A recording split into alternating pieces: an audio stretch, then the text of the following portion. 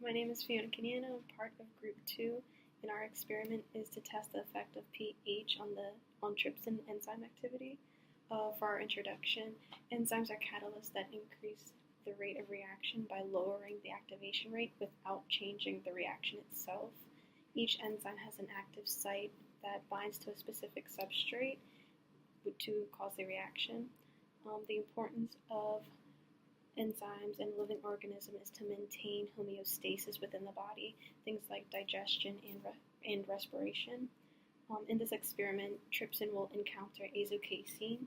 Azocasein will then be broken down into small amino acid chains. The role of trypsin is used for dietary needs and for protein absorption. Trypsin is normally found in small intestines with a pH of 8. Our hypothesis predicts that the activity of trypsin will be optimal at pH 9 because pH of intestines where trypsin is found is approximately 8, but based on our first experiment, the optimal was pH 9 because we concluded that it was not human trypsin, and human trypsin is found in the small intestines of pH 8. Now for our methods, we added 450 reaction buffer and 500 microliters of azocasein with 15 microliters of trypsin into a centrifuge. We incubated the centrifuge tubes for 60 degrees Celsius for 10 minutes. The reason why we chose 60 degrees was because based on our other peers' experiment of temperature, they found that their optimal was the temperature of 60 degrees Celsius, so that's why we based our temperature off of to reach the highest trypsin activity. Then we added 500 microliters of 10% TCA. TCA was used to stop the reaction between trypsin and azocasein. Then we centrifuge at a maximum speed of 400 RPM for 2 minutes. We centrifuged that to separate the supernatant and the pellets.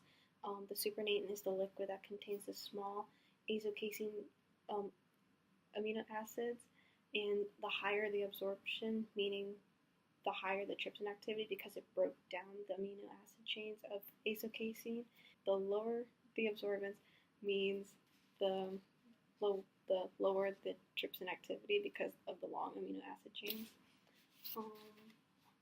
Then afterwards, we transfer the supernatant into a clean cuvette tube. We blend the spectrophotometer at 400 nanometers with DI water. And then we took the absorbance and recorded the data. We did 4 trials for each different pH levels, ranging from 5 to 11. And then for our negative controls, we did 3 trials for each pH level, substituting trypsin for 150 microliters of DI water. Okay, so now for our results and conclusion. Here we have the graph of the average absorptions for each pH level, and then here we have the 5 t-tests that we performed. But based on our graph, we do have the calibration curve. As you can see, it's increasing from pH 5 to pH 7 and 8, and then it decreases from pH 8 to pH 11. But for our conclusion, our hypothesis was incorrect because we predicted that the pH level would be optimal at pH 9, but our results showed that the optimal was pH 7 and 8, and the t-test shows that there was no significant difference, because if it was a significant difference, it would be less than 0.5. And then our negative controls were consistent all across the board with a average absorption of 0.02. For our percentage, there was an increase from pH 5 to pH 6 of 70%, then an increase of 37.8 from pH 6 to 7, and then no difference between pH 7 and 8. Then there was a decrease of 20% from pH 8 to 9, and a decrease of 34% from pH 9 to 10. And then our t-test shows that there was a significant difference between pH levels 5 and 11.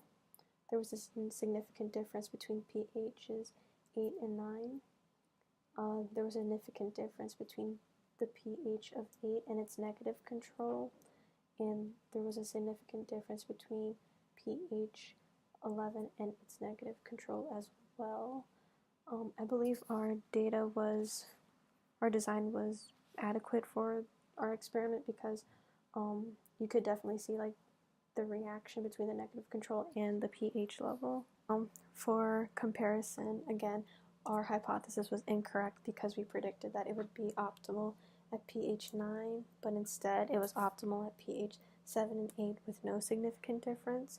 Now comparing our data with group number 5 from our class, they had an optimal at pH 9. We still have the calibration curve from increasing from pH 5 to pH 9 and then a decreasing from pH 9 to pH 11. Their data had a higher activity than ours, and I believe it's because there was a difference in trypsin concentration that we used. As you can see in group number 5, they had a significant difference between pH 7 and 8, while our group did not have any significant difference. Again, I believe this is due to the difference in trypsin concentration that both of the groups were supplied with, because if it were higher, the trypsin concentration, it would have a higher enzyme activity as shown in group number 5, but if they were supplied with a lower trypsin concentration, I believe our data would be adequate for that. But in both graphs, you could definitely see, again, the calibration curve, the enzyme denaturing from pH 9 down to pH 11. So that's a similarity between both groups. The only difference, again, is the optimal, which I believe is due to the difference in trypsin concentration that both of the groups were supplied with. Now for potential improvements on the experiment, we would like to keep consistent the trypsin concentration activity between all the experiments that we try, and then based on all the data, we can conclude that trypsin activity is best optimal at pH 8 to 9 at temperatures of 60 degrees Celsius, because again, based on group number 4, they did an experiment on temperature and their optimal was at temperature 60 degrees Celsius. So I believe trypsin activity would be highest at, again, pH 8 to 9 at 60 degrees Celsius. Thank you.